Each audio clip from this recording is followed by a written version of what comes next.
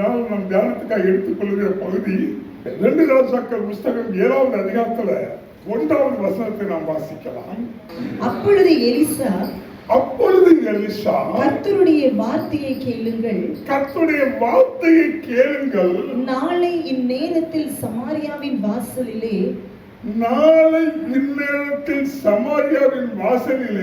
ஒரு மரக்கால் கோதுமை மா ஒரு சேக்கலுக்கும் 2 மரக்கால் வார்கோதுமை 1 சேக்கலுக்கும்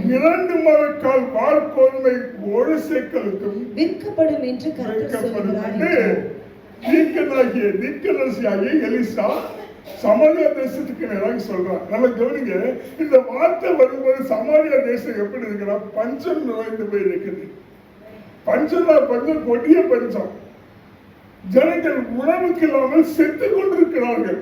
இந்த வார்த்தை வருகிற நேரத்தில் சமாரியாவில் இப்போ எலிசா சொல்றாங்க, நாளைக்கு இந்த நேரத்தில் 1 சேக்கல் கோதுமைமா ஒரு மரக்கால் கோதுமைமா 1 சேக்கலுக்கு விற்கப்படும் சொல்றாருல. இன்னைக்கு இந்த பஞ்சத்துல 1 மரக்கால் கோதுமைமா என்ன விலைக்கு விற்கப்படுது கேட்டீங்கன்னா 1200 சேக்கலுக்கு விற்கப்படுது. 1200 சேக்கல், 1200 ரூபாய் வச்சுக்கிடுங்களேன். 1200 ரூபாய்க்கு வாங்குற ஒரு பொருள் எலிசா சொல்ற நாளைக்கு இந்த 1 ரூபாய்க்கு கிடைக்கும். இது நம்ப முடியுமா? ஜனங்கள்லாம் பசியினாலையும் பட்டினியினாலையும் வேதனையினாலையும் யுத்தத்துக்கு போகிற குதிரைகளும் பசியினாலையும் செத்து கொண்டிருக்குது. இந்த சூழ்நிலை எலிசா சமாரியா தேசம் இஸ்ரவேல் தேசத்துக்கு ஒரு தீர்க்கதரிசன வார்த்தை சொல்றான். இப்போ இந்த வார்த்தையை கேட்ட போது ராஜாவுக்கு கைலாசம் கொடுக்கிற பிரதான மந்திரி அந்த 7வது அதிகாரத்தில் 2வது வசனத்தை வாசிக்கும் போது பிரதான மந்திரி சொல்றான், அப்பொழுது ராஜாவுக்கு கையிலாக கொடுக்கிற பிரதானி ஒருவன் தேவனுடைய மனுஷனுக்கு பிரதியுத்தரமாக இதோ கர்த்தர் வானத்திலே மதகுகளை உண்டாக்கினாலும் இப்படி நடக்குமா என்றான். அதற்கு அவன் உன்னுடைய கண்களினாலே அதை காண்பாய், ஆனாலும் அதனாலே சாப்பிட மாட்டாய். இப்ப கவனிங்க, இப்போ எலிசா மகா பஞ்சத்துல கொடிய பஞ்சத்துல அடுத்த வேலை சோத்து கூட வழி இல்லாத சூழ்நிலை இருக்கிற ஜனங்களுக்கு எலிசா என்ன சொல்றாருன்னா, நாளைக்கு இந்த நேரத்துல 1 மரக்கால் கோதுமை மாவு 1 சேக்கலுக்கு விற்கப்படும். இப்போ இந்த மந்திரி, இந்த பிரதானமானவன் ராஜாக்கு கைலாயம் கொடுக்கிறவன். அவன் ராஜாக்கு கைலாயம் கொடுக்கணும் சும்மா எல்லாத்துக்கும் இல்லை. பாருங்க, ராஜாவுக்கு அடுத்த ஸ்தானம் மந்திரிகளுக்கு தான் இருக்கும். இந்த மந்திரி இளவரசருக்கு கூட 2000. இந்த மந்திரி எல்லாம் பிரதான மந்திரியாகவன். அது மட்டுமல்ல, ராஜாவுக்கு கைலாயம் கொடுக்கிறவனா. அப்ப ராஜாவோடு நெருக்கமா இருக்கிறவன், தேசத்தை குறித்த நிலைமை நன்றாக கருந்தவன், தேசத்தின் சூழ்நிலைகளை நன்றாக புரிந்தவன், மட்டுமல்ல அனுபவசாலி, நல்ல ஒரு அனுபவசாலி, உலகத்தின்படி நல்ல அறிவுள்ளவன், எல்லாரும் போற்றப்படுத்தக்கு கனவான், இவ்வளவு வாழ்க்கையில் எவ்வளவோ அனுபவங்கள் நிறைந்தவன். இவன் என்ன சொல்றான்னா, நீ சொல்றத நான் நம்ப மாட்டேன், நீ வெகுதரிசி, நீ என்னதான் சொல்லிட்டு போ, ஆனா நீ சொல்றதெல்லாம் நான் நம்ப மாட்டேன். ஏன்னா சான்ஸ் இல்ல. இன்னைக்கு சோத்துக்கு வழி இல்லாம பஞ்சத்தினால ஒவ்வொருத்தர செத்துக்கிட்டு இருக்கிறோம். நாளைக்கு இந்த நேரத்துல 1 மரக்கால் கோதுமை 1 சேக்கலுக்கு விற்கப்படும்னா அது நான் தயாரா இல்லை. ஒருவேளை கர்த்தர் வானத்தின் மதகுகளை திறந்தாலும் இதுக்கு சான்ஸ் இல்லை. நான் நம்பவே மாட்டேன். பாருங்க, இதான் மனுஷனுடைய புத்தி, இதான் மனுஷனுடைய யோசனை, இதான் மனுஷனுடைய சிந்தனை. நம்ம எப்பொழுதுமே என்ன செய்யறோம்னா, என்ன சுத்தி ஹோப்பு நல்லா இருக்கா, வாய்ப்பு நல்லா இருக்கா, இந்த காரியம் வாழ்க்கைக்கான சூழ்நிலை இருக்கா அப்படின்னா நம்புவோம்.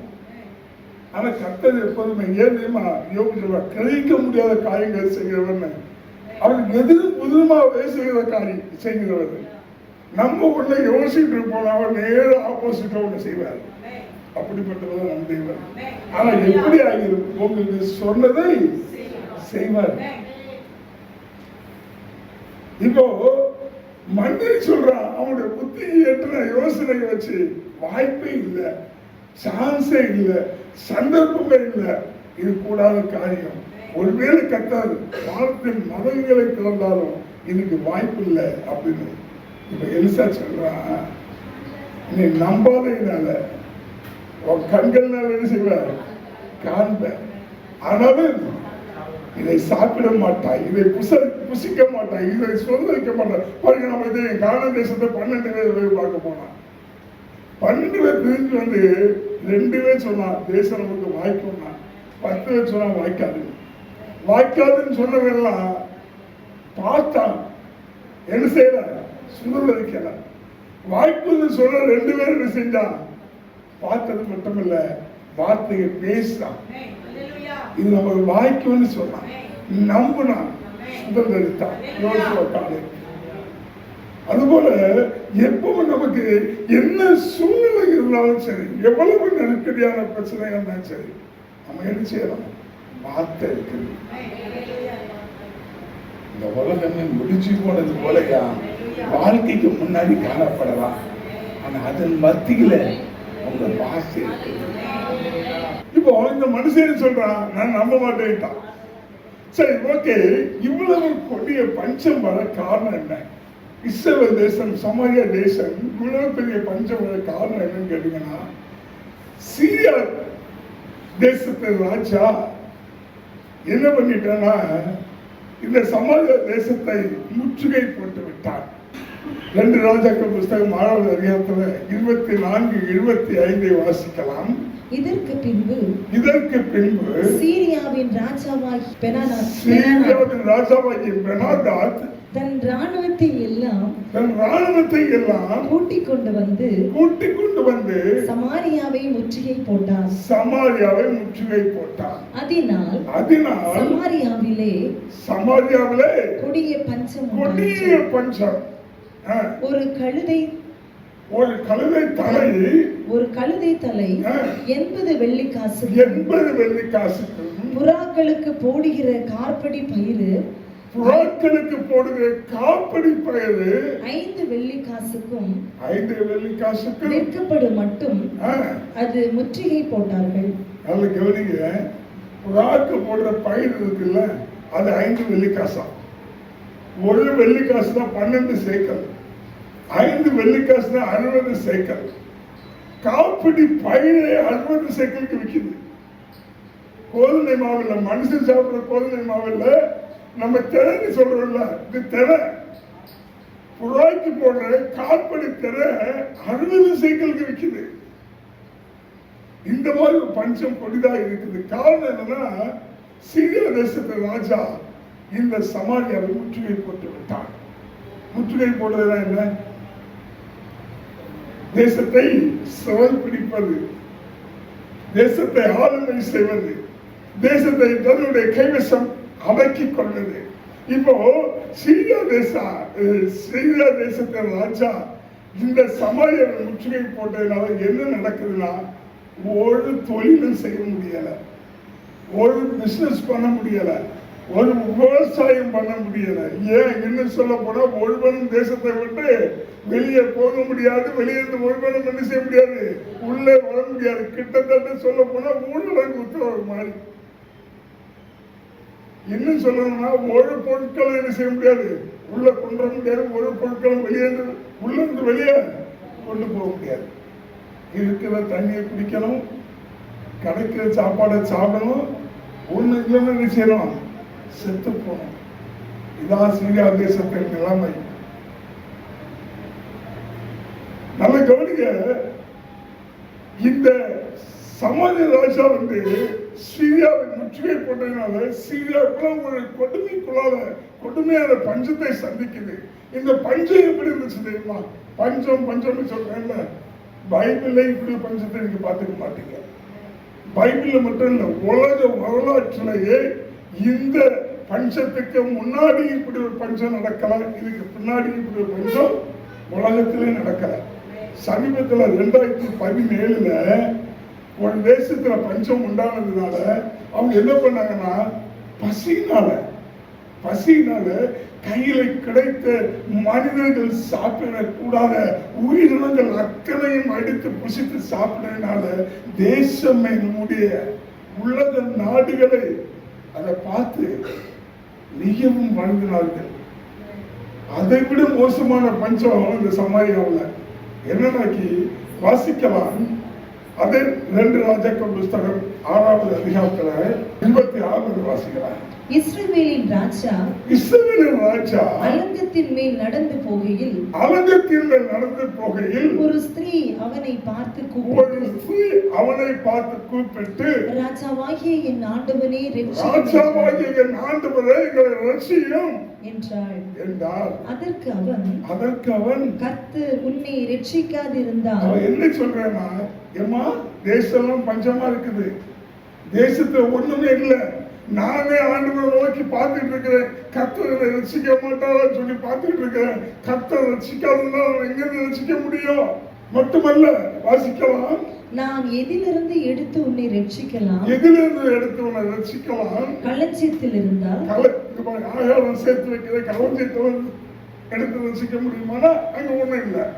ஆலையில் இருந்தா ஆலையில விவசாயம் பண்ற ஆலையில இருந்து எடுத்துக்கொள்ள ஏதாவது உதவி செய்யலாம், அங்கேயும் ஒண்ணும் இல்லை, எல்லாம் பெருமையா இருக்குது என்று சொல்லி ராஜா பின்னையும் அவளை நோக்கி கேட்க, சரி ஓகே எல்லாம் இருக்கட்டு, உன் பஞ்சாயத்து தான் என்ன ரட்சிக்கணும்னு சொல்லி வந்திருக்கல, ரட்சிக்கிறதுக்கு ஏண்ட ஒண்ணும் இல்லை, நானும் அவளை நோக்கி தான் காத்து இருக்கிறேன், இப்போ உன்னுடைய பிரச்சனை என்ன சொல்லு அப்படிங்கும் போது இந்த அம்மா என்ன சொல்றாங்க, நான் வாசிக்கிறதுனால இல்லை, இந்த அம்மா என்ன சொல்றாங்கன்னா, ஐயா பசி எடுத்துருச்சு, பசியின் கொடுமை அதிகம், ஒன்றும் கிடைக்கல, அதனால நானும் என்னுடைய சக தோழியுமா ஒரு பிளான் பண்ணோம். என்ன பிளான் பண்ணோம்னா, இன்னைக்கு ஏன் குழந்தைய வெட்டி அடுப்புல வச்சு, ஏன்னா ஆக்கின்னு இருக்கிற வசனம், அடுப்புல வச்சு ரெடியாக்கி சமைச்சு சாப்பிட்டுக்கிட்டு நாளைக்கு உன் குழந்தைய வெட்டி அடுப்புல வச்சு சமைச்சு சாப்பிடலான்னு திட்டம் போட்டோம்.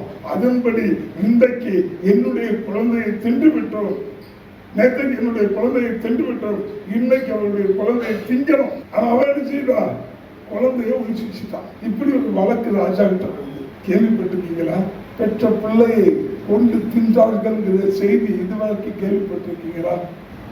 தவளை பிடிச்சு திங்கலங்க, மனுஷன் சாப்பிடக்கூடாது, நாய்களை பிடிச்சு திங்கல, பள்ளியும் பாச்சாவை பிடிச்சு திங்கல, பெத்த பிள்ளைகளை பசி தாங்க முடியாம பஞ்சம் எவ்வளவு கூடிய பஞ்சம் பாருங்கள, பெத்த பிள்ளைகளை அவித்து சாப்பிடாங்க. இதை கேட்ட போது ராஜா என்ன செய்யறாங்க, தன்னுடைய வஸ்திரத்தை கிழித்து கொண்டான். அவன் கிழித்து கொள்ளும் போது வசனத்துக்கு கவனிங்க, கிழித்து கொள்ளும் போது அவனுடைய சட்டைக்குள்ளால என்ன இருந்தானாக்கி ரெட்டுடுத்தி இருந்தான். அப்ப அவன் ஏற்கனவே ரெட்டுடுத்தி சாம்பல்ல கிடக்கலாம் தெய்வ சமூகத்துல. இந்த வழக்கு விசாரிக்க வருவான். இந்த அம்மா சொல்றாங்க, நேற்றுக்கு என்னுடைய பிள்ளையை தின்னுட்டோம், இன்னைக்கு அவளுடைய பிள்ளைய நாங்க திங்கணும். நொந்துட்டான், உடஞ்சிட்டான். இவ்வளவு கொடுமையா, இவ்வளவு ஒரு பஞ்சமா பாருங்க. இந்த பஞ்சத்தின் நேரத்துலதான் எலிசா சொல்றான், நாளைக்கு இன்னைக்கு ஒரு பிடி ஒரு மரக்கால் கோதுமை மாவு 1200 ரூபாய் அப்படின்னு கிடைக்கல, எல்லாரும் பட்டினியா செத்துட்டு இருக்கிறான். ஆனா இதே நாளைக்கு இதே நேரத்துல ஒரு மரக்கால் 2 மரக்கால் வார்கோதுமை, ஒரு மரக்கால் கோதுமை மா 1 சேக்கலுக்கும் 2 மரக்கால் வார்கோதுமை 1 சேக்கலுக்கும் விற்கப்படும். என்ன நேரத்துல பிள்ளைய வெட்டி சாப்பிடுற அளவுக்கு பஞ்சம் கொடுத்தா இருக்கிற நேரத்துல இப்ப கவனிங்க, இந்த தீர்க்கதரிசனம் பின்னாடிதான் வருது. இப்ப பஞ்சத்தின் பிளாஷ்பேக் தான் சொல்லிட்டு இருக்கிறேன். இப்போ ராஜா ஒரு முடிவெடுத்தான், வஸ்திரத்தை கிழித்து கொண்டு சொல்றான், எலிசா எங்க? எலிசாவை தூக்கி இன்னைக்கு அவர் தலையை வெட்டி எடுக்கலாம், தேவன் அதுக்கு அதிகமாகவும் எலிசா மேல கோவம் இருக்கு. எலிசா தலைக்கு என்ன செய்யணும்? துண்டிக்கப்படணும். பாருங்க, பஞ்சம் 2 பேர் பிள்ளை வெட்டி சாப்பிடுறாங்க, வந்து கேட்கிறாங்க, ஐயா இப்படி ஒரு பிரச்சனை, நீங்க தான் பஞ்சாயத்து தீர்த்து வைக்கிறாங்க. இவனுக்கு கோவம் நேரம் எங்க போகுது? எலிசா மேல கோவம் போகுது. எலிசா யார அரண்மனை விசாரிப்புக்காரனா இல்ல மந்திரியா இல்ல அவர்கள் இருக்கிறவனா? அரசவைக்கும் எலிசாக்கும் சம்பந்தம் இல்லை. அப்ப ஏன் எலிசா மேல கோபம் போச்சுன்னு கேட்டீங்கன்னா, நேரம் மறுபடியும் பிளாஷ்பேக் 6வது அதிகாரம் 2 ராஜாக்கள் 6வது அதிகாரம் 8வது வசனம் முதல் நம்ம கொஞ்சம் தியானிப்போம். 8வது வசனம் முதல் நம்ம தியானிக்கும் போது நேரம் இல்லை, நான் கதையா சொல்றேன், வசனத்தை பார்த்துருக்கேன். 8வது வசனத்துல இந்த சமாரியா இப்ப முற்றுகை போட்டிருக்காங்க. இது இல்லை, இதுக்கு முன்னாடி ஒரு வார்த்தை. இந்த சமாரியா தேசத்து ராஜா என்ன பண்றாங்கன்னா, எப்படியாவது இஸ்ரவேல் ராஜாவை சிறை பிடிக்கணும்னு சொல்லி பிளான் பண்றான். வசனத்தை மட்டும் பார்த்துக்கிடுங்க. இஸ்ரவேல் ராஜாவை பிடிக்கணும்னு பிளான் பண்றான். பிளான் பண்ணி இவன் என்ன பண்றான்னா, 4-5 ஆட்கள் அவனுடைய மந்திரி சபையெல்லாம் கூப்பிட்டு இன்னென்ன இடத்துல இஸ்ரவேல் ராஜாவை சிறைப்பிடிச்சு சொல்லி பிளான் பண்றான். பிளான் பண்ணி ரகசிய திட்டம் போட்டு அவ்வளவு செய்வதாயிருக்கு. இவன் பிளான் பண்ணி ஒரு இடத்துல இஸ்ரவேல் ராஜா பிடிக்கலான்னு போனா இஸ்ரவேல் ராஜா இல்ல, வரல. திட்டமா அழகா பக்காவா ஸ்கெட்ச் போட்டு தூக்கலான்னு ஐடியா போடுறான், தூக்க முடியல. இப்ப ராஜாக்கு கோவம் வந்துச்சு. யாரு? சீரியா ராஜாவுக்கு. அவன் தன்னுடைய படை தளபதிகளை கூப்பிட்டு சொல்றான், ஏதோ ஒரு சம்பவம் நடக்குது. நம்ம குடும்பத்தில் இருக்கிறவங்க நம்முடைய சாப்பாடை சாப்பிட்டுக்கிட்டு நம்முடைய சம்பளத்தை வாங்கிக்கிட்டு நமக்கு உளவாளியா இருக்கிறான். எதிரே நாட்டாகிய சமரியா ராஜாவுக்கு எவ்வளவு உதவி செய்யறான், தகவல் கொடுத்துக்கிட்டே இருக்கிறான். அதனாலதான் நம்ம ரகசியமா போட்ட திட்டத்தை எல்லாம் அவன் கண்டுபிடிச்சு அந்த இடத்துக்கு வரமாட்டாங்கன்னு சொல்லி சீரியா ராஜா தன்னுடைய சேவைப்படை தளபதிகளோடு பேசிட்டு இருக்கும்போது அந்த உடனே சொல்றான். என்ன சொல்றான்னா, ராஜாவே நீ நடக்கிறது தப்பு. என்ன நடக்குதுனாக்கி அங்க ஒருத்தன் இருக்கான். அவன் எப்ப பார்த்தாலும் சோமன்ட்டே கூடியவன். அவன் செபத்தில் இருக்கிறவன். நீர் பள்ளி அறையில் போய் ரகசியமாய் பேசிக்கொண்டாலும் அவன் செப அறையில் அதை கண்டுபிடித்து விடுவான். புரிந்து கொள்ளுங்க. பள்ளி அறை தெரியுமா? 2 பேர் மட்டும் உறவாடுகிற பெற்றும். செப அறையில் என்ன தெரியுமா? 2 பேர் மட்டும் உறவாடுகிற பிரசனத்தின் மகிமை நிறைந்த இடம். இப்போ இந்த மந்திரி சொல்றேன்னா, நீங்க பள்ளி அறைங்கிற ரகசிய இடத்துல என்ன திட்டம் போட்டாலும் ஜபாவில் இருக்கிறவனுக்கு ஆண்டவர் காமிச்சு கொடுத்துருவார். இதுக்குதான் சொல்ற பாருங்க, எப்பொழுதும் சபத்தில் இருக்கு ஒன்றுக்கு உருவாக்கப்படுது வாய்க்காது. அவன் சொல்றான், ஐயா நீங்க பள்ளி அறையில் ரகசியமா திட்டம் போட்டாலும் அவன் கண்டுபிடிச்சிருவாயா. அவன் கண்டுபிடிச்சு என்ன செய்யறானா, ராஜாவுக்கு சொல்லிக்கிட்டே இருக்கிறான், இதுதான் உண்மை அப்படின்னு. இப்ப சீரியா ராஜா என்ன செய்யறானா, எவன் கண்டுபிடிக்கிறான்? எலிசாவா? எலிசாவை தூக்கு அப்படின்ட்டான். இப்ப எலிசாவை தூக்குறதுக்கு ராணுவமும் படையும் குதிரை வீரர்களும் சேர்ந்து எலிசா இருக்கிற அந்த தோத்தான் பட்டணத்தை சுத்தி சூழ்ந்து கொண்டாங்க. எலிசா ஜபத்துல இருக்கிறாரு. எலிசாவுடைய வேலைக்காரர் அதிகாலையில வெளியே வரான். வெளியே வந்து பார்த்தா சீரியா படை சூழ்ந்து நிற்குது. உடனே ஓடி போய் தன்னுடைய எஜமானாகிய எலிசாவை சொல்றான், ஐயா நமக்கு ஆபத்து வந்துருச்சு, சீரியா படை சூழ்ந்துருச்சுன்னு. உடனே எலிசா கதை ஸ்பீடரை கொண்டு போயிட்டு இருக்கிறேன். உடனே எலிசா என்ன செய்யறாங்க பாருங்க, அவர்களோடு இருக்கிறவர்களை பார்க்கிறது நம்மளோடு இருக்கிறவர்கள் அதிகம். அவன் பெரியவனா இருந்தா அவனை விட பெரியவர் ஒருவர் நம்மிடத்தில் இருக்கிறார். அவர் பெரிய காரியங்களை செய்கிறவராக இருக்கிறார். இந்த விசுவாசம், இந்த கண்ணுல நமக்கு தேவை. பாருங்க, உலகத்தில் பார்க்கிற கண்கள் அல்ல, அவனை பார்க்கிற கண்கள். ஏன்னா வேதவசனம் சொல்றது, எலிசா ஜெபம் பண்ணி அவனுடைய கண்களை திறந்தான். அவன் பார்த்த போதோ எலிசாவை சுற்றிலும் அக்னிமயமான ரதங்களும் குதிரைகளும் இருந்துச்சான். அப்போ தேவனுடைய வல்லமையை பார்க்கணும்னா என்ன செய்யணும்? கண்கள் திறக்கப்படணும். பக்கத்தில் சொல்லுங்க, தேவனுடைய வல்லமையை பார்க்கணும்னா கண்கள் திறக்கப்படணும். இப்போ அங்க கண்கள் திறக்கப்படணும்னா எங்க கண்கள் அடைக்கப்படணும்? சூப்பர். ஜபத்துக்கு கண்கள் அடைக்கப்படணும். அப்புறம் எங்க கண்கள் அடைக்கப்படணும்னா உலக காரியங்களை பார்க்கறதுல கண்கள் அடைக்கப்படணும். உலகத்துக்கு கண்கள் அடைக்கப்படணும். இப்ப அங்க பார்க்கறதுக்கு கண்கள் திறக்கப்படாம உலகத்தை பார்க்கறதுக்கு கண்கள் திறக்கப்பட்டிருந்தா எப்பவும் பயந்துட்டே இருக்கான். ஐயோ இவ்வளவு பிரச்சனையா, ஐயோ இவ்வளவு குழப்பமா, ஐயோ இவ்வளவு போராட்டமா, ஐயோ இவ்வளவு வேதனையா, ஐயோ இவ்வளவு வியாதியா, ஐயோ இவ்வளவு கடனா. ஏன் உலகத்தை பார்க்கிற கண்கள் விட்டுக்கிட்டு உன்னதை பார்க்கிற கண்கள் வந்துருச்சுன்னா, ஆக இவ்வளவு வார்த்தையா, ஆக இவ்வளவு மகிமையா, ஆக இவ்வளவு பிரசனமா, இவ்வளவு தேவ வல்லமையா, விசுவாசம் இல்ல, பார்வையில் இருக்குங்க. பக்கத்து சொல்ல பார்க்க நல்லா பாருங்க, விசுவாச கண்களோட நல்லா கவனிக்க. இப்போ எலிசா என்ன பண்றான் அப்படின்னா, வந்து பார்த்தா இங்க எல்லாம் எலிசா போடுறாங்க நினைக்காங்க. ஆண்டவன் ஒரு சபத்தை போட்டான், எவன் விசுவாச கண்கள்ல பார்க்கிறானோ தேவனுடைய வல்லமை அவனுடைய சபம்லாம் உடனுடன் கேட்கப்படும். இப்ப என்ன சொல்றான் ஆண்டவரே, இவன் அத்தனை பத்துக்கும் குருட்டாட்டம் பிடிக்கவங்க ஆண்டவரேன்ட்டான், கண்மயக்கத்தை உண்டாக்குங்கன்ட்டான். இப்ப எல்லாமே கண்மயக்கம் உண்டாயிடுச்சு. எலிசா என்ன பண்றானா, நீங்க யாரை பார்க்க வந்தீங்க, எலிசாவை தான் பார்க்க வந்தீங்க வாங்க சொல்லி எலிசாவே அந்த குரூப்பை கூட்டிட்டு போறான். கூட்டு நேரம் எங்க கொண்டு விடுறாங்க, சமாளியால யாரை கொல்ல நினைச்சுக்கிட்டு இருக்கானோ அங்க பண்றது நடு சொல்ல போது விட்டுட்டான். இப்போ சமாரியா நாட்டு ராஜாக்கு ஒரே சந்தோஷம், ஆகா நம்மளை அங்கிட்ட கொல்லணும் சொல்லி திட்டத்தை போட்டுக்கிட்டு பிளான் பண்ணிட்டு ஓடிட்டு வந்தவன் இப்ப நம்ம கிட்ட வந்து மாட்டுறான்னு சொல்லி டக்குனு வீர வாழ உருகிட்டு ஏசார வந்து, தகப்பனே நான் இப்பவே உங்களை எல்லாம் அழிச்சிட்டேன் ஒன்றாட்டா.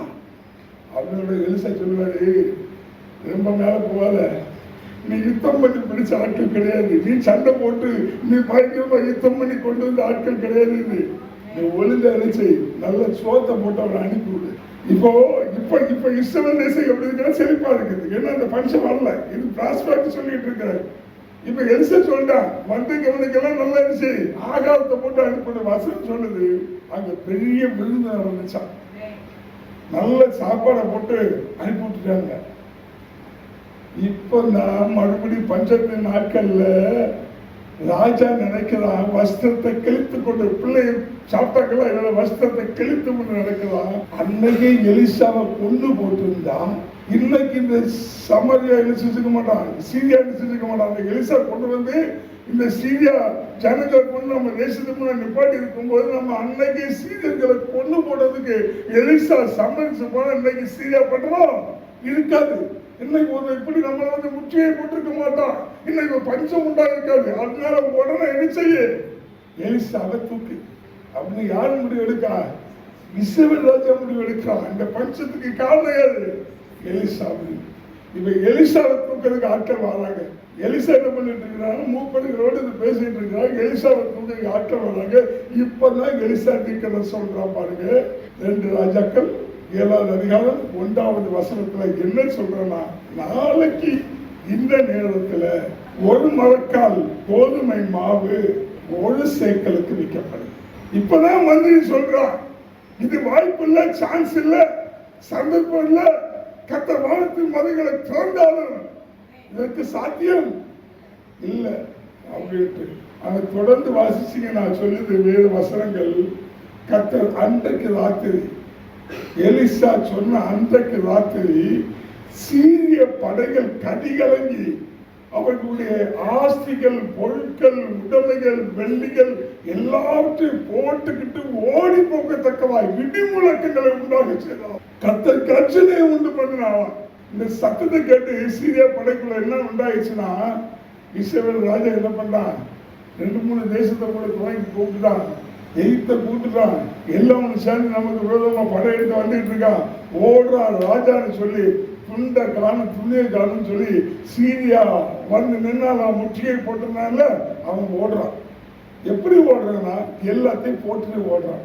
அவன் அங்கிருந்தா யுத்தம் பண்ணி சேகரித்து வைத்திருந்த வெள்ளி, பொண்ணு, பொருள், ஆஸ்திகள் எல்லாத்தையும் ஒண்ணு கூட எடுக்கலாம், போட்டுக்கிட்டு ஓடுறான். கர்த்தர் உங்களுக்காக யுத்தம் செய்ய ஆரம்பிச்சான்னா நீங்க சும்மா தான் இருப்பீங்க. கர்த்தர் கலக்கத்தை உண்டு பண்ணுவார், கலகத்தை உண்டு பண்ணுவார், அவர் சட்டத்தை கவனிக்க பண்ணுவார். எதிரி ஒருவனும் உங்க முன்னாடி நிற்க முடியாது. ஒரு டைலாக் சொல்லுவாங்க, பின்னங்காலு பின்னதில் அடிக்க ஓடுவான்னு சொல்லுவாங்கல்ல, அந்த மாதிரி உங்களுக்கு விரோதமாய் வருகிறவன் ஓடி போவான். அதை கண்டால சொன்னேன், இஸ்ரவேலை அசைக்க முடியாது, இஸ்ரவேலை நெருங்க முடியாது, இஸ்ரவேலை தொட முடியாது, இஸ்ரவேலை ஒருவனும் ஒன்று செய்ய முடியாது. ஏன்னா அவர்களை காத்து நிற்கிற நிலவாய் கர்த்தர் இருக்கிறார்.